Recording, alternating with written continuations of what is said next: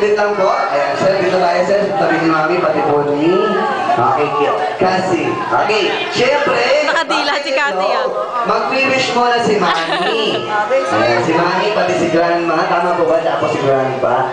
Okay, ito si Mami. Ayan, Ma'am, yung wish niyo po para po kay Ate Cassie.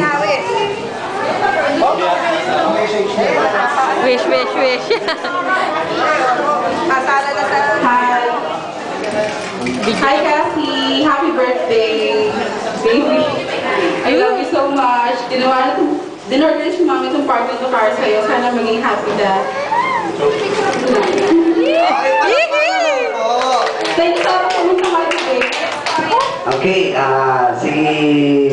ayan, meron daw pong message si Daddy. Ayan, okay. Si Grandpa na lang po yung naatasang magbasa. Ayan, maigli lang po to. 3 pahina lang. Ayan.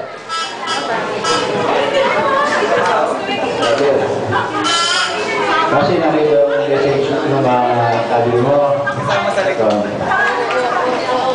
The burden used to my one and only daughter is to have good health, to stay strong, and to be like your mom, and to be like your dad. Stay happy na. Magpakabait ka. Lagi huwag mong papagutin si Lolo at si Lola. Lagi kang mag-pray kay Father Jesus. Naiyak. Huwag mong pray si Mami mo. Naiyak. Mahal lang mga tuway dalawa. Sama sa script yan. Naiyak ka sa mga. I'm sorry. Wala akong ngayon dyan to witness your first birthday.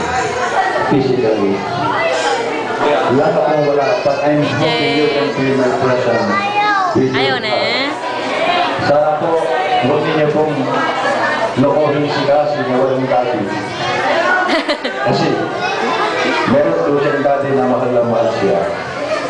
Thank you sa lahat ng pumunta sa birthday party ng anak ko.